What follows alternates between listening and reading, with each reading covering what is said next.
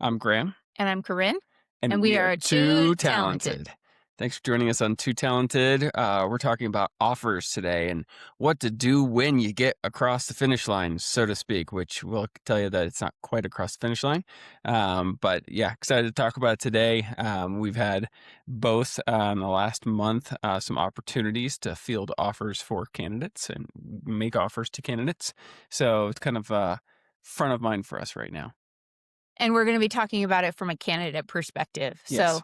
not making offers as a recruiter or a hiring manager, but if you are a candidate getting an offer, kind of what all of those steps look like, and maybe some best practices or things that you should be thinking about and maybe preparing for ahead of receiving that offer. So, Yeah, absolutely. So, how are you doing? how am I doing? Yeah, I'm doing yeah, good. generally? Generally doing good. Yeah, How are you doing? I'm doing good. Yeah. Little updates, I guess, quickly running and life wise. Graham and I both ran races a couple of weeks ago. I went to Grand Junction area, Southwest Colorado, Fruta, technically, and ran the Desert Rats 100K. And you ran the Mountain Ridge 30K? It was 22 miles. I don't understand. Yeah, but they say it in Ks, don't they?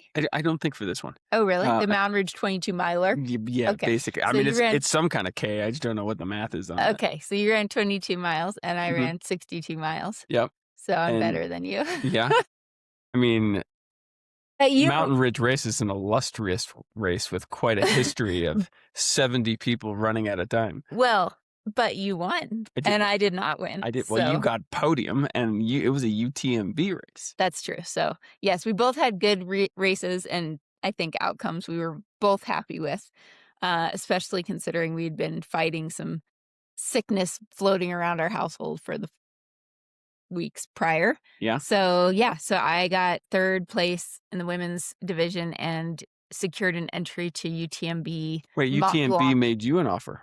Oh, yeah. I got an offer from UTMB Mont Blanc, and I said, do I want to do CCC or UTMB? I'm going to have to get back to you and decide on that one. And then I said, is there a clock on this offer? And they said, yes, there's a month to decide. I said, okay, I have to figure out in a month how I can afford to go to France for a multiple day period. Yeah. So, And for those who don't know, UTMB is like the world championship of trail running. And the races she's talking about is 100K or 100 mile, which goes through 3 countries, starting in France. And you basically circle around the outside of Mont Blanc, which is one of the tallest mountains in Europe. yeah.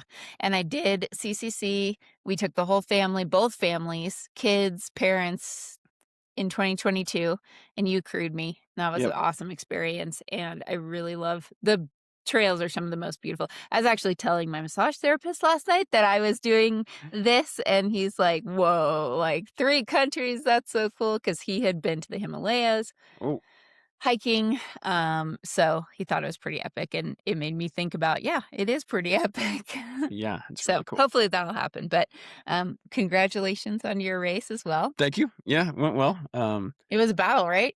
It was. Yeah. It was, for a race that's not typically all that competitive. Which There race is not competitive These anymore? days, yeah, totally. So yeah, I had a couple of guys who were with me for about 15 miles, and so finally got some separation with about 7 miles to go, and then hit it hard, and then it hurt real bad for the next 7 miles. But you did this you raced differently than you have in the past. You'd used heart rate as a Yeah, guide. yeah, and I'd never done that. I always went by feel, and this was kind of eye-opening, kind of setting a cap, knowing that the top end where I could really keep, some gas in the tank was 150 beats a minute. So I was really, really diligent about keeping it there. So it made me not run as fast in the beginning as I probably traditionally would have. But then it left me a lot to work with on that final uphill push. So yeah, I mean, I will always race with heart rate from now on. That's very cool. Yeah. And on the work front, I feel like there's a lot of really exciting things happening, and it's actually all coming together, and you have give listeners an update because there's Yeah. been a lot.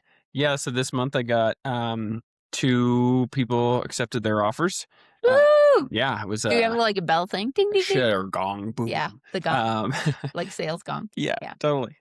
So it was a leadership role for an HR person for a client of mine who starts in May, and then a technology leader who was going to work for another client of mine who also is going to start in May. Both of the roles were, had a number of candidates engaged, and um, they, but it went smoothly. I was able to kind of control the process pretty well and help them navigate through. And I think a ton of both candidates, and I'm really glad they were the ones that got the offer. So yeah, pretty exciting. Yeah. It's definitely starting to move forward and work. Yeah. And I think you knew one of those was very likely going to accept, but one you were also a little uncertain of. And then that person gave you a really big compliment and said you were the kind of the best recruiter he's ever worked with. And Yeah, so getting a lot of validation, you should be gathering testimonials it's for the true. website. So Yeah. yeah. Agreed. Yeah, it was neat, especially, this was a person who'd been in their career for 25 years, who'd obviously worked with a lot of recruiters. So for him to say that was, validating.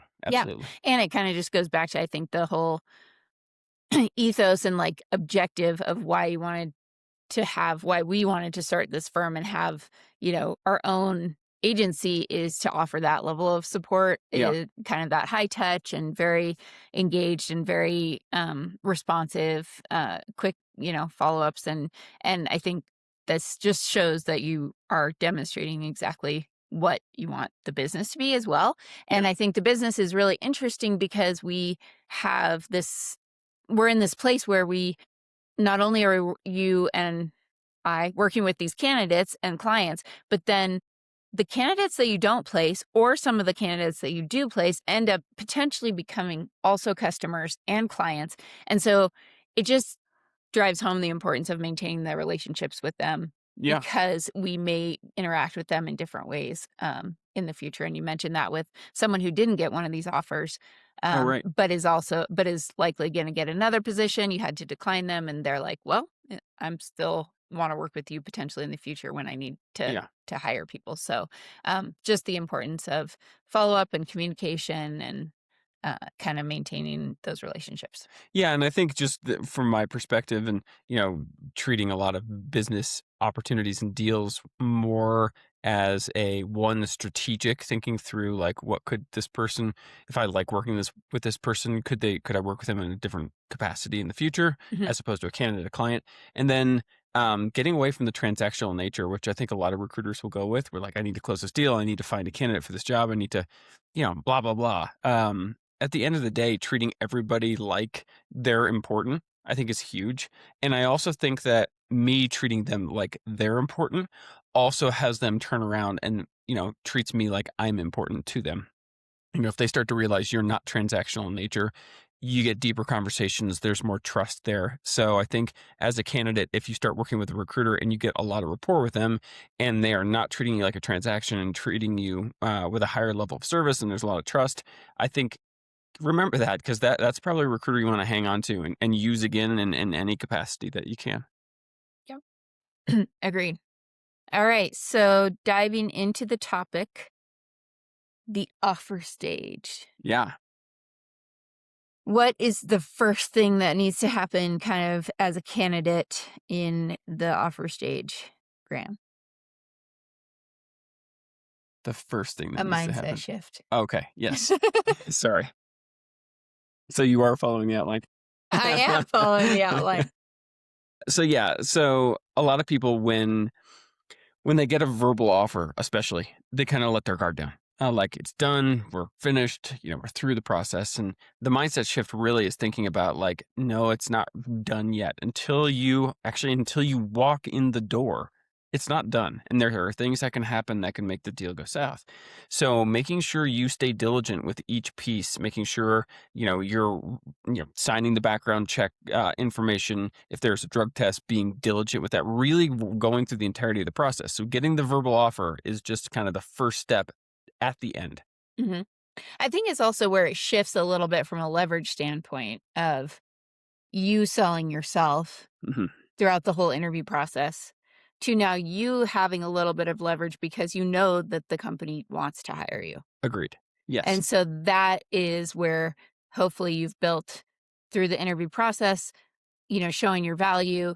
And now is the point where you can actually have the discussions around the compensation, around, the level, the title, all of those things, and, other perks based on kind of the stage you set throughout the interview process. So, you're going to likely first get a verbal offer from either the recruiter or hiring manager. Right.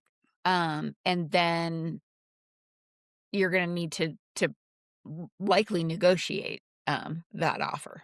Yes, I would say, especially higher level candidates, even someone who's been in their career 3 to 5 years, you can absolutely negotiate. Entry level, it may not be a lot. You can try. I mean, they might It appreciate is what that. it is, It probably. probably is what it Hmm. is. But once you get some, experience under your belt and you've got some value to add, that's when you can really negotiate. Um, and I think when someone calls you with a verbal offer, usually it's kind of testing what you'll be excited about. So what they'll usually do is talk to you about the base salary, maybe talk to you a little bit about kind of the upside potential, whether bonus or equity, Or and commission. commission. They might ask about start date, Hmm. all those things. This is the time to really be talking about that stuff. You don't need to get into the super details like how many weeks of vacation am I going to get or any of those types of things. That'll come in the written offer. You can negotiate that once you get the written, but you can get an idea.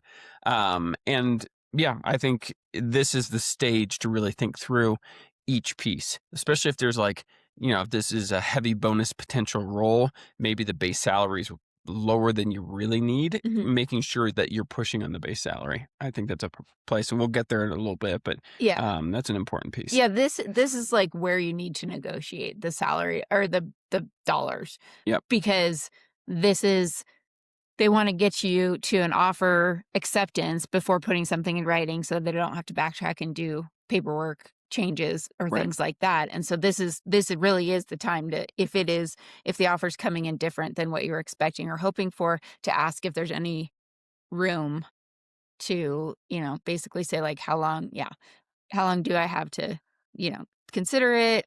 What are all the components? And then to go back. And I think something you and I both really encourage is, if you're going to negotiate and ask for more, like, don't assume you're going to go back and forth multiple times. Just go back asking for what you actually want. Yes. Um, because you don't want to just drag out the process. Yep. And if you ask for something else and they give it to you, then you want to be able to say, okay, I accept that. Yeah, I mean, if you're, and I hate that people do this, but sometimes they do. If you're shopping for a counter or something along those lines, What is a counter? a counter offer, like, so if you're gonna go take this offer back to your current employer and say, "Hey, look, someone offered me a lot more money. I want this money here, or I'm gonna leave." It's not a great way to negotiate, but there are people who will do that.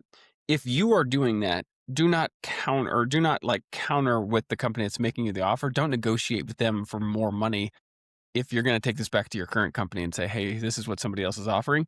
Because if you go ask for more money and you ask for more things and they're able to provide it and then you don't accept, That looks real bad. it looks real bad and it burns a bridge. Yeah. And people can be pissed about it and pissed about it for a long time. Yeah. Yeah, for sure.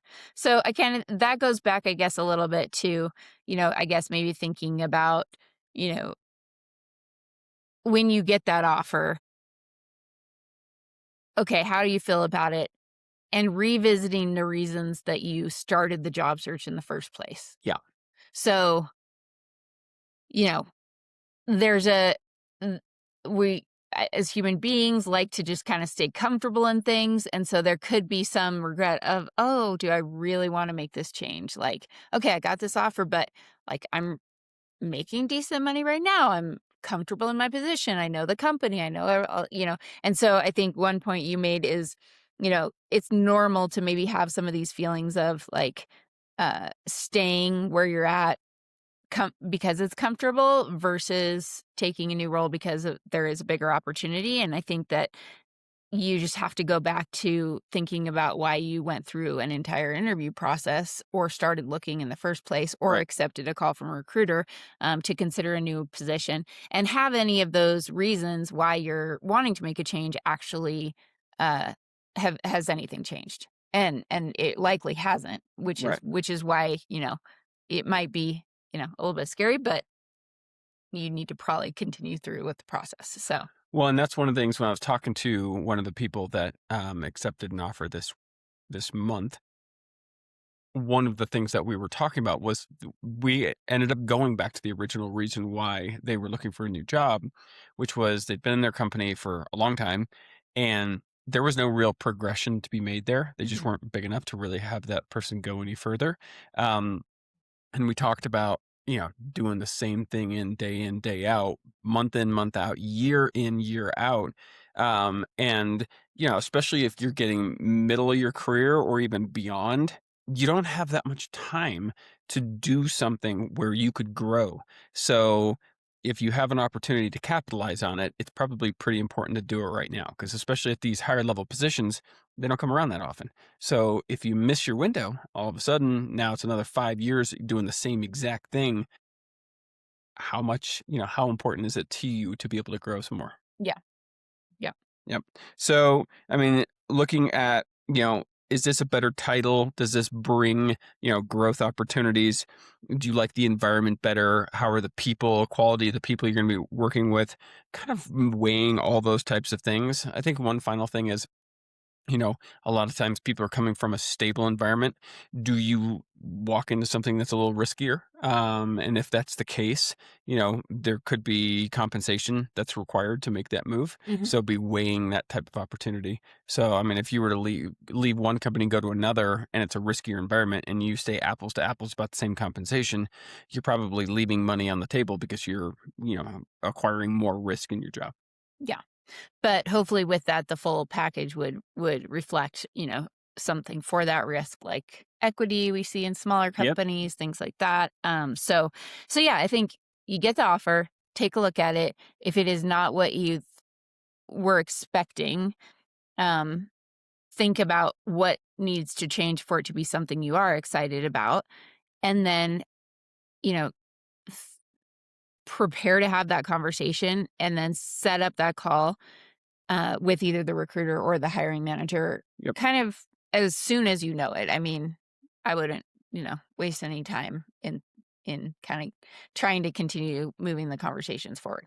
So then you're going to go back to the recruiter or the hiring manager to talk about negotiating. So you want to talk a little bit about that Sure. and which, kind of how that would differentiate between who your audience is. But negotiation strategy, I think I always like to start with being very gracious with, "Thank you very much for Yes. this offer. I Yep. really appreciate it. I'm very excited about the opportunity." You need to start with, like, some gratitude for, like, being chosen as the person for the role because that is, I think, important. And especially if you're talking to the hiring manager directly. Yeah, because you're gonna work under that person and you need to really, help, yeah, continue to create that or build that relationship with them. So and then, you're probably a little bit better at this from a PC standpoint than I am. So how would you frame it? Let's, as an example, say you get an offer for $120,000 base salary and 20% bonus. And you were really hoping, say you currently make 110,000 base and you were really hoping for 125 to 130. What would you say? Am I talking to a recruiter or a hiring manager? You are talking to a What do you think majority of people, I think they're probably talking to recruiters. I'd say the Really? majority of people will Is probably hiring talk to. manager? Okay, go with hiring manager. How Okay. would you? Yeah, All so right. I mean, it would be different if I was talking to a recruiter Yeah. versus hiring So manager. So yeah, I would, like you said, thank you very much for the opportunity that you guys have laid out. I'm very excited about it. I can see myself working here and being really successful. I'm, I'm already thinking about ways that I could add value to the company. One of the things that I did want to ask about though is the base salary came in at 120, and I was really hoping in my mind for about 130,000. Do you have any flexibility to be able to move the base salary up a little bit? bueno. Bueno. Very good. Very good.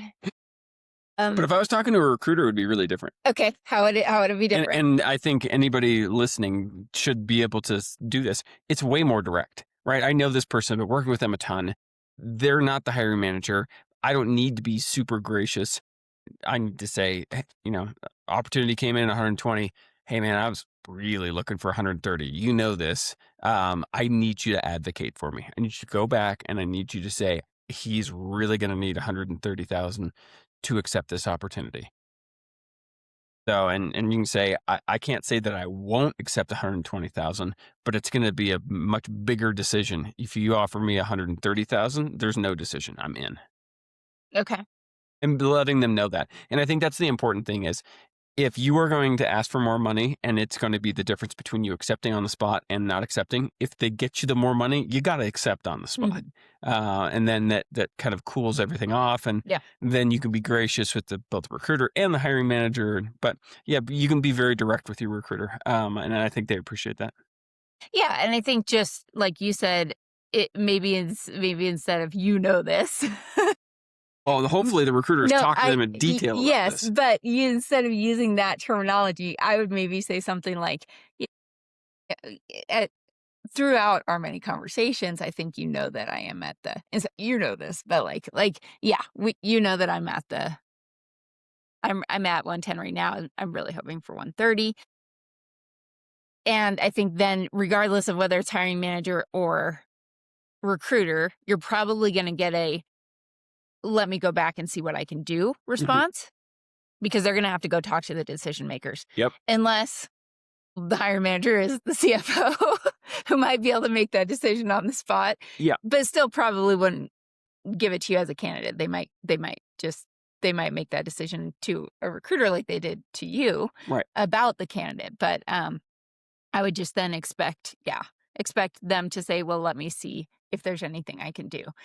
There is a scenario where the recruiter or the hiring manager may come to you and say, "This is our best and final offer" Yeah. from the get-go. And if they say this is our best and final offer, then you gotta kind of take them on face value that it is. Yeah, you can't really negotiate. If they use that terminology, best and final, or this is the best offer we can make here, Hmm.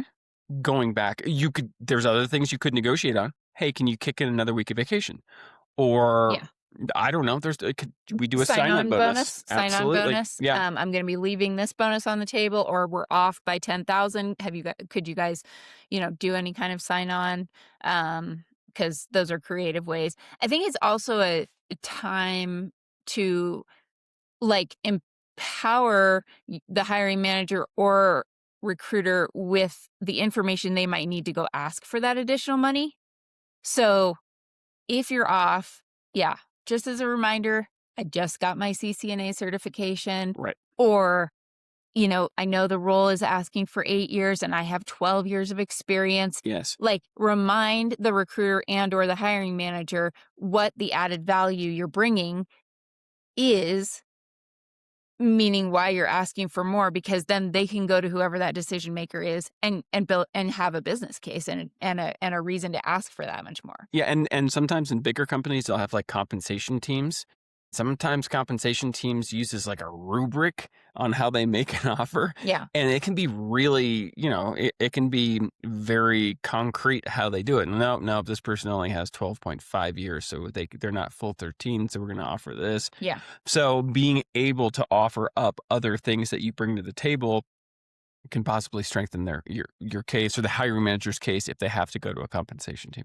Yeah, I mean, additional, if you have a higher level education beyond a bachelor's, if you have a master's or an MBA or a, whatever, doctorate, PhD, seriously, like PhD in that. sales. Yeah, certifications, licensures, the years of experience, maybe applicable industry Hmm. experience, other, I guess, just online courses. I mean, I'm thinking of Azure and just like Yeah, like an online yeah, certification. online certifications, even Yep, if they're not through accredited university. Those are all things that you can kind of think about using. So definitely. bring those up as well in that negotiation. Yeah. Um, so we've got on here about base compensation. We don't need to spend a ton of time on this, but it is one of the parts of the offer that I think is the one that you want to spend the most time negotiating. That and vacation. I always feel like vacation's a good spot. It's free to the company to offer more vacation. There's benefit to the candidate. If you're looking for something to negotiate on, vacation's a good place. But base salary is an important one. As we were talking about before, even when we started just now, uh, typically, if you're at a larger company, you're going to get a 3% per year raise throughout the duration of when you're at that job. So the It's opportunity, just like a traditional merit increase. right, merit increase, it kind of keeps up with inflation. I'd say like 2 to 5% might be the range for that. Yeah, for sure. Um, So I think this is an opportunity to get, if you're looking to make a bump in base salary, now's the time. So people, when they change jobs, on average, make probably between, so the wide range would be 5% to 20% typically. Probably more like 10 to 20%, I think is the most typical, 10 being probably the most normal. But this is an opportunity to move up in pay, and it's one of the few times in your life that you're able to make a bigger jump than the just 3 to 5%. So I think now is the time to ask for that more money when you're changing a job. Anytime you're changing, you're going into a little bit of an unknown, and that's a risk.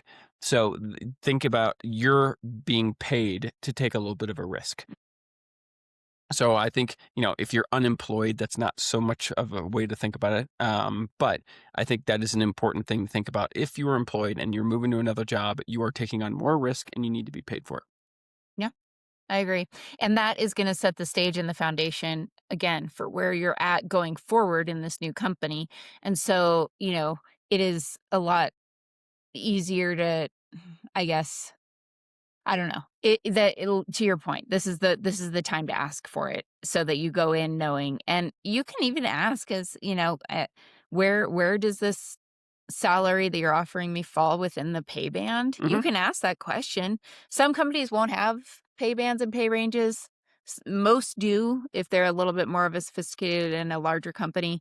And you really do want to make sure that you're like in at least the mid, not the low end of that pay range, Right. Near the because midpoint. it's just going to set you up for more of like a, Unless you're coming in, the position is asking for 5 to 10 years of experience and you have 4. yeah, exactly. If your experience aligns, yeah, you want to be there at that point. Now, if you come in at a low range, you have more room to move up within the pay salary, but or the pay band, but then you're just going to have to kind of, yeah, negotiate for that every year during Right. performance reviews. And That's much tougher than negotiating it from the get go. yeah, I think I agree. So, yeah, think about that base salary and really what that number, what you want it to be, for it to be fair based on your experience and something that you're excited about. I mean, don't get like crazy greedy and be like, Well, and you can over negotiate yeah, and lose the offer. We've had it happen before. yeah, exactly.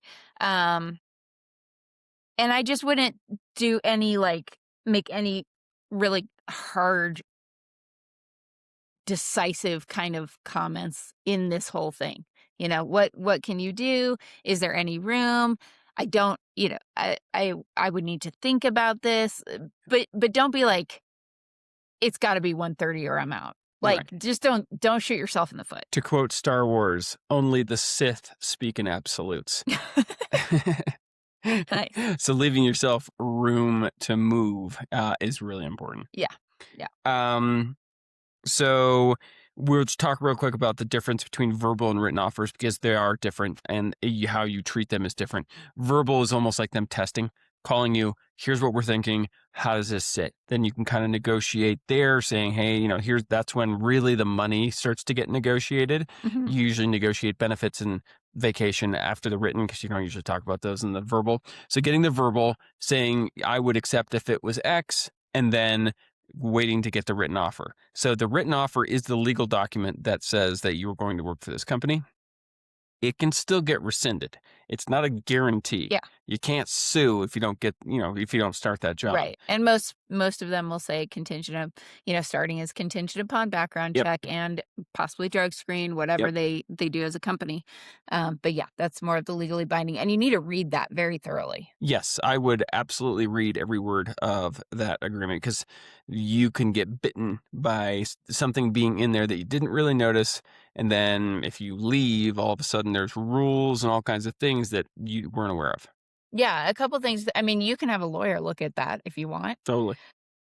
A Uh, couple things Go ahead. to pay attention to. One is something that it changes company to company is um when or if your if your accrued vacation time Mhm. is going to be paid out or not when you leave. And so some companies will give you vacation time. It'll be accrued every paycheck and you'll get little chunks and you'll build it up. And hiring managers might let you take time before you have it fully built if you need to, stuff like that. But there are also, instances where you'll get it all in one chunk. And then if you have any on the left over when you if and when you leave that company, it may or may not get paid out. That's something that is kind of a niche, really specific thing that just want to know Mhm. what it looks like going in, because if you end up leaving that company, if you're not going to get paid your vacation, you might want to take it before you actually leave. Burn it up. Yeah. So just things to pay attention to that, like Bill's been taking a lot of vacation lately. yes. Yes. But things like that. And then also, like, if there is a sign-on bonus, there's likely going to be language in there about a clawback of if you leave within 6 months, that sign-on bonus has to get paid back. So, Yep. Also, a place to really be cognizant of is looking for a non-solicit and a non-compete. yes. My last company, when we were taken over by another company, they had a non-compete in there, and I said, I'm not going to sign a non-compete. I will sign a non-solicit, which So, let's explain the difference. yeah, so non-compete means you cannot go work for a competing company. Usually it's restricted by geography. So within a 50-mile radius, or I mean, the language can be all over the place depending on what it says. The language can also state specific companies that you Absolutely. cannot, it can say anyone in an industry, or it can list specific companies. My non-compete Yep. from my last company had a list of 15 companies that I could not go work Yep. Absolutely. for a year period. Yep, for sure. So you can negotiate this and you can say, hey, okay, I want to get rid of the non-compete, which some companies are open to negotiating on it. My last one was. And so we signed a non-solicit, meaning that I could not take clients that I had gotten while I was at this company and go sell to them at a different company. Also, I could not take people for a period of 1 year. So those things mean when I go to my next company, I can't talk to, or I can't take those clients or try to pull those people across for a period of a year. But the non-compete is much more. I cannot go work for XYZ companies or any competing type company. So they're different, and I think the non-compete is much more restrictive. Now, there's a lot of states, Colorado being one of them, where they're non-enforceable. So people are like, oh yeah, you can't enforce mine. Well, they can still sue you and take you to court, and it costs $10,000 to $15,000 to defend yourself. So that means you're spending that amount of money, taking that amount of time to try to defend this non-compete, which is kind of how they get you. So even though it's non-enforceable, it's still, they can take you to court and make you spend a bunch of money defending it. Yeah, I think it's also important to think about what position you're taking and how that applies to a non-compete or a non-solicit. Because if you are taking a role that, for example, if you're a chief legal officer for a company, you better believe they are going to enforce a Yeah, non-compete or a non-solicit if it is in your agreement, because you are privy to some serious proprietary strategy information and you're at a very high level of the company. And one of the reasons you might get paid a lot in a role like that for the sheer fact that if you leave, you probably can't work, for a while. And right. so that pay is kind of covering that risk. If you're in a I don't know, let's say, geez, project manager, like like a junior project manager position or something like that, Right. I think it's a lot less likely that they would enforce something like that. For sure. So think about the role you're in and Yep. maybe how how what the gravity is of the information you're going to be receiving from the company in that role. For sure. And if you're a high level candidate and you've got a non compete that you can't get out of, or let's call it a non compete, you can negotiate a golden parachute Yeah. that says they will pay you during this time period a certain amount of money because they know you can't work. Yeah. Right. So that's a possibility to do as well if you can't negotiate your way out of it. Yeah. Also pay attention to addendums, things that like if there is an equity component, you need to get a full, informational package around When does that vest? How often could you exercise? yeah, how it's paid out, whether or not it's, what it's paid out in, is it all of those details. So really just get all of the information that you need to understand fully what you're walking into. Yeah, absolutely. Well, we can start to move towards closing up. Okay. So one of the things that, I tell people is listen to the offer.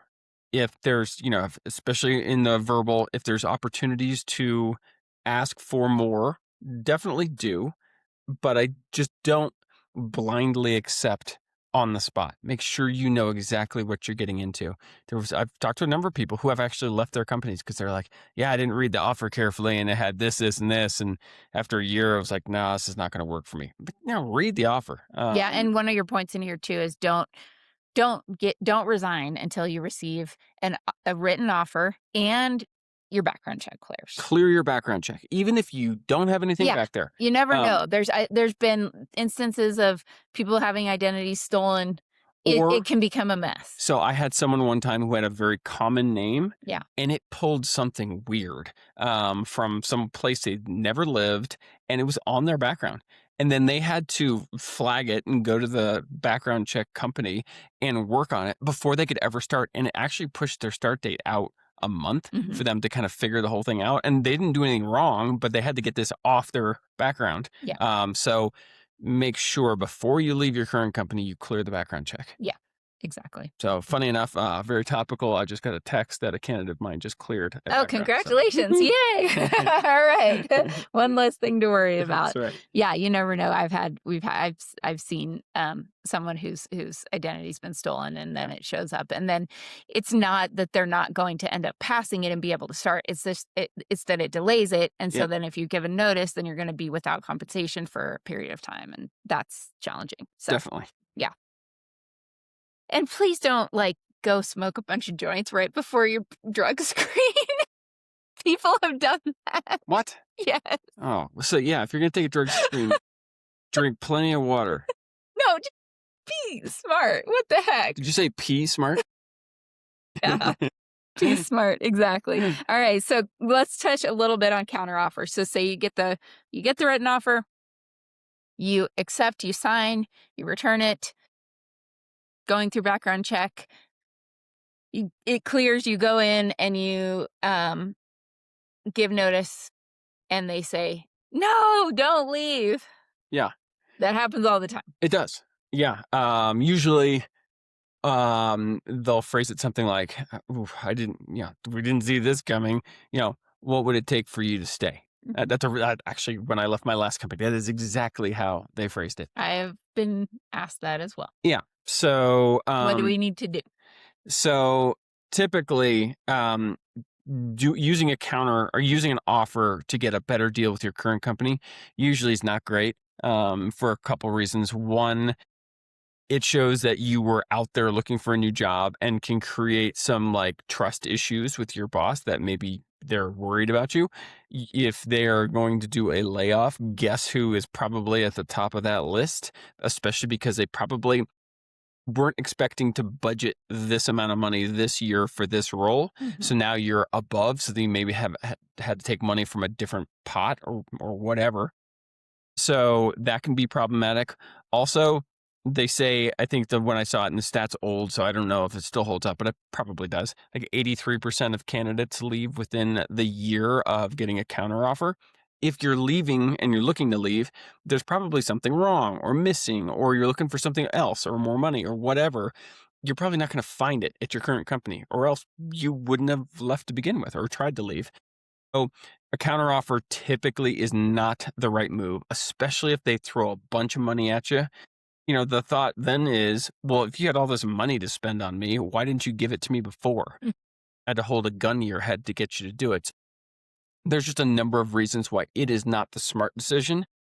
Maybe you do take it because there's some extenuating circumstances, but I think most of the time, make that move. Tell them, if they ask you the question of, what would it take to keep you? The way I phrased it was, unfortunately, there's nothing you guys can do. I've made my decision and I am for sure going to make a move. Yeah. And it also really cuts it off. It's like a breakup. Like, you break up with someone, they're like, oh, don't leave me. I want you to stay. I'm like, all right, I'll stick it out with you. How's that relationship going to be after that? So really sticking to your guns. If you're going to make a move, make the move. Yep. Think about the long term.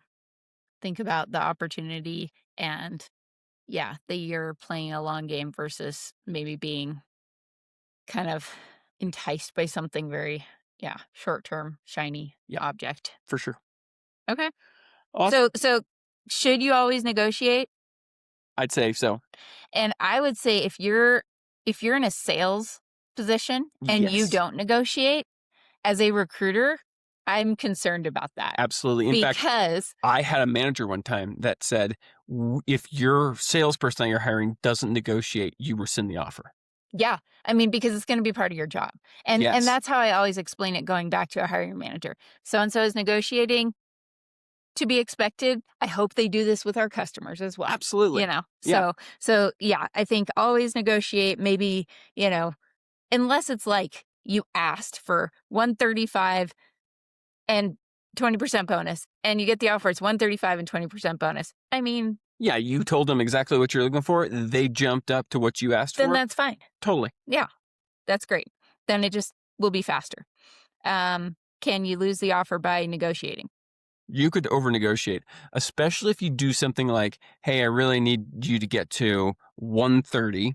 They get to 130, and then you're like, I thought about it a little more. I really need 135. Yeah. Nope, nope, nope. That's problematic. If you negotiate and you tell them where you need to be and they come and meet it, you need to accept it. Yeah. Okay. I think those are the main things. Let us know if we missed questions about things you've encountered during an offer or questions you have about navigating things. But yeah, the point is kind of this is the time when you really set the foundation and kind of the stage of what it's going to look like for you being part of this company. And so I think it's the time that you advocate for yourself and just reiterate the value you're going to bring. And then follow up and do everything very quickly and be responsive and communicative, stay in touch with everyone and yeah, kind of take ownership of the process and be proactive. Absolutely. Well, All thanks for right. joining us on Too Talented. We will see you next time.